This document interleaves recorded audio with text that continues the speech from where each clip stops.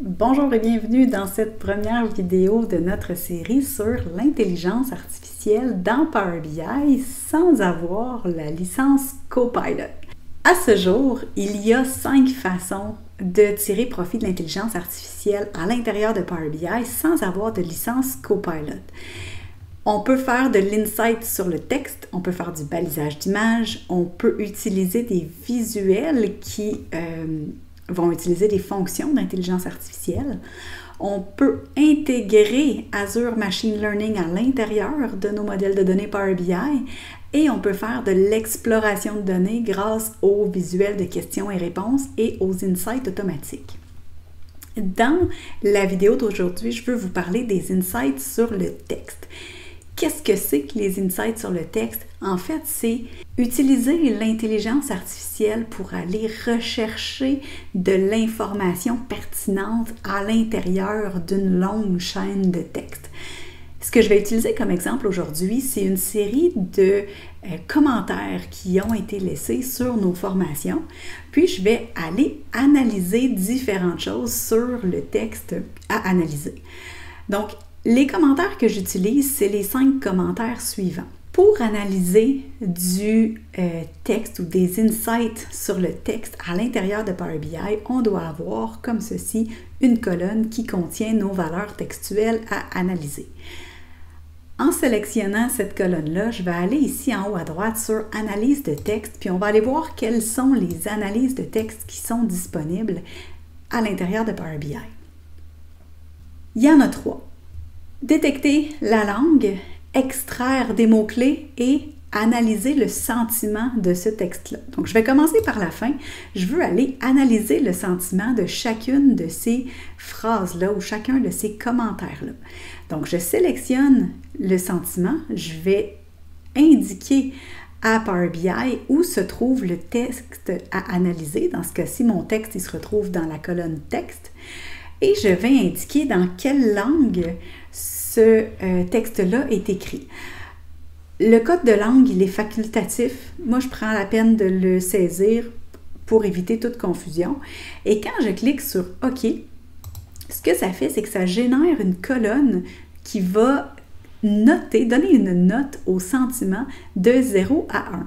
Donc, 0, ce serait un sentiment très négatif et 1, c'est un sentiment très positif. Donc, si on analyse ici, par exemple, excellent pour mon travail, merci beaucoup à la formatrice, ça me donne un score de 1. Donc, c'est un sentiment très positif.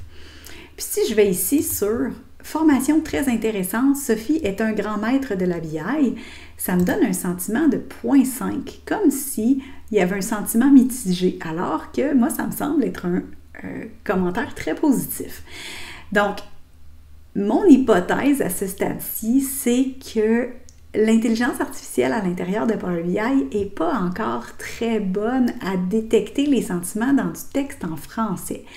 Donc, un peu plus tard dans la vidéo, je vais traduire les commentaires et on va aller réanalyser les sentiments, puis on va voir si le sentiment est un petit peu mieux détecté à l'intérieur du texte en anglais.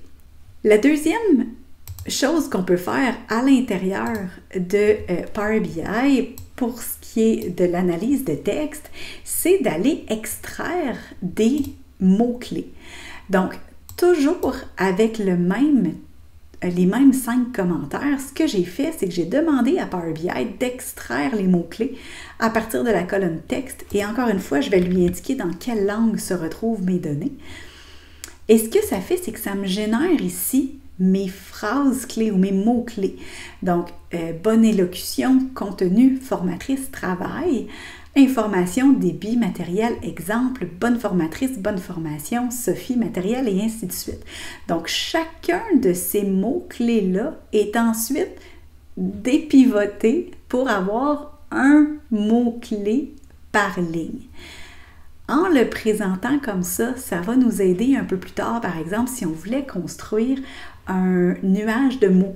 Un nuage de mots, c'est plus facile à construire lorsqu'on a les mots en colonne. Donc, je vais vous montrer comment on fait ça. La troisième option qu'on a à l'intérieur de l'analyse de texte, c'est la détection du langage. Donc, encore une fois, je pars avec mes 5 mêmes commentaires et je vais aller ici déterminer ou utiliser, pardon, la fonction de détection de langue dans une seule seconde.